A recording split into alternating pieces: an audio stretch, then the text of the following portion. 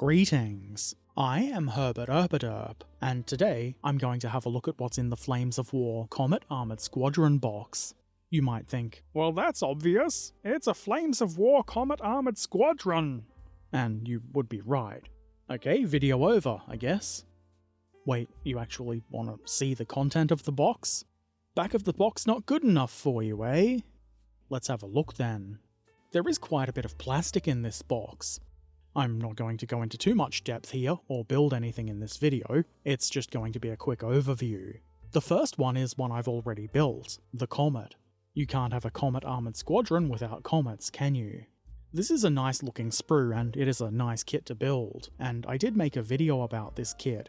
It's not a new one, in fact, it's about 7 years old. The model should be exactly the same as it was back then, so instead of doing a new video, I would much rather build something I haven't already done. If you do want to see these built, I'll link that video in the description. Next up, another one I've already built, the Cromwell. I did this one a little bit more recently, though it was still a few years ago. Again, the link is in the description. These are intended to be built as the Cromwell close support with the 95mm howitzer, I think it is, rather than the regular gun tank as shown in my build video, and I will build them as close support, but the construction is pretty much the same. Both the Comet and Cromwell are really nice kits, and I don't object to building them again, in fact I will be, I just don't want to spend the time repeating myself making the same video twice. Okay, how about we look at some of the stuff I haven't built yet, like this Challenger. It is a bit like the Cromwell, in fact it's just a bit longer with a bigger turret, but that does mean it's an entirely different kit. It looks like a pretty simple kit, even more simple than the previous two. That's not a bad thing of course, and I'm sure it still results in an awesome model.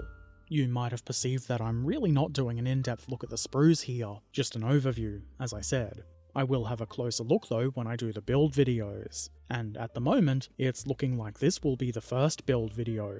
Next up, we have the Archer, another nice looking recent kit from Battlefront. It looks like there's a little bit more to this than the Challenger, but not much.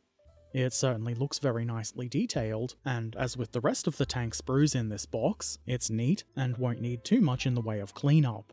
I think Archers are a really interesting looking little vehicle, and I'm quite pleased to see them in plastic.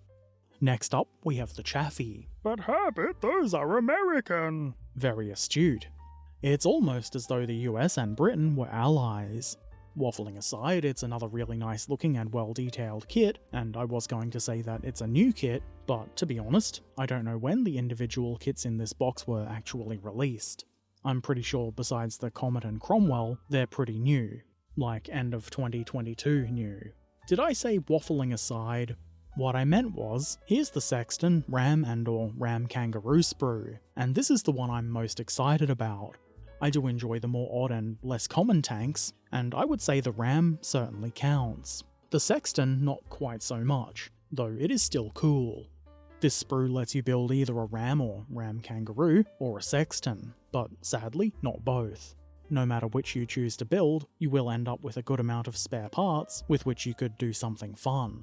I also really like that you can actually build the Ram tank, and not just the Kangaroo, though it's not really part of this force. Nobody says you have to build the exact force that the box depicts. Well, some people would say that, but they're wrong. Anyway, that's all the vehicles. So, I guess it's time to look at the infantry. There are two identical infantry sprues in the box. I'll show a few more images of these here because, well, I won't be doing a build video, mostly because there isn't really any building to be done with these. Sticking them to a base doesn't count. I think these figures look rather good. The detail is pretty nice, and it looks like they might even be fun to paint. They will need a bit of cleanup before that, but it shouldn't be anything too difficult. You might see some stuff that kind of looks like hair in these pictures, but it isn't. It's strands of plastic.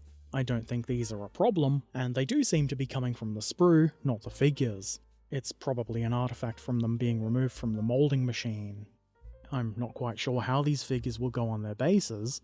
I mean, I do know how to stick them to a base. What I mean is, I'm not sure which figures should go with which other figures on which bases yet. I'll figure that out later, possibly after painting, when it's time for basing. And that is definitely not today. And here are the bases I'm talking about. Quite possibly the most exciting item in the entire box. I know, true and real. Here's some more figures. 3 identical sprues of tank crews. There's not really a lot to say about these, and I'm pretty sure they're exactly the same as in every other Flames of War British tank kit. They're not bad, but if you've been around my channel for a while, you'll know that I probably won't be using them. And now, even more figures. These ones are the softer, resiny stuff. I'm not sure what this material is called. They do look like they'll need a bit of cleanup, and I'm pretty sure the other plastic infantry will be easier to work with. I will admit I'm not totally sure what these are for, but I think they're more tank crews and infantry for the Ram Kangaroo, things like that. These don't have the little round bases on them, but it's conceivable that some of these could be used to add variety to the infantry bases. Or maybe that's a huge crime, who knows. Okay, so there's no more figures, but we do get some decals. There are 2 sheets of them, with various British markings. I couldn't tell you which marking goes with which vehicle, but I assume there's enough markings for every tank in the box. I've never had an issue when using these kind of decals, so I would expect these to be just fine. We also get some stat cards. These are handy for those, like me, who forget all of the stats of their models during gameplay. I'm not showing all the details here, but these are what you get. Unfortunately, you don't get a card for the Ram tank by itself, but you do get this larger card with British bulge formations, of which at least one you must take. The other side tells us about support units and movement orders. Here's a book filled with all of the rules and instructions you'll need to play Flames of War. This is an A5 sized book, so it's not big, but it's not the size that matters. One thing that I think is a bit of an issue with these books is that you can't open them and have them sit flat, which is something I tend to want them to do. Well, you can open them and destroy the spine and make them sit flat, and that is a valid way to do it. What I've done in the past with books like these is take them to a local bookbinder's, have them cut the spine off, and then have them spiral bound. But that ruins the book, I assume someone might say, and, well, maybe, but it is kind of a working book, isn't it? It's not really some prized piece of literature that you're going to be displaying or whatever. It's likely you'll destroy the spine trying to use the book anyway. Spiral binding makes these books so much easier to use. I would actually prefer it if they came that way by default.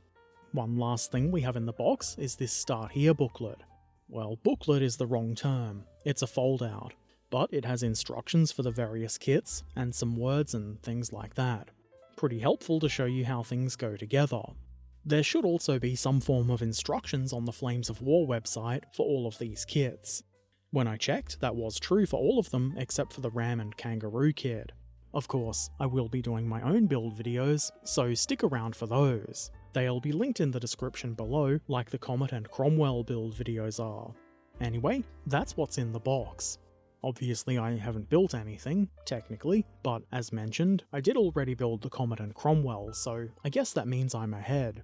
I'm pretty excited to start building these, so it won't be long until you start seeing build videos.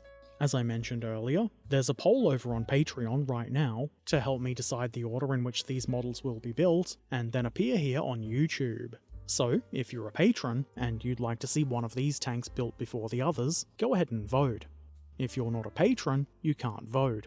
If you want to become a patron, there's a link in the description.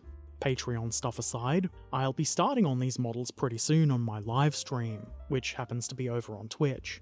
If you'd like to see some live gluing together of bits of plastic, there's a link to my Twitch channel in the description too. Be sure to subscribe and ring the bell here on YouTube to see more of my modelling videos. You can find links to all of my things like Discord and social media in the description below. Take care of yourselves, be excellent to each other, and thanks for watching. Farewell.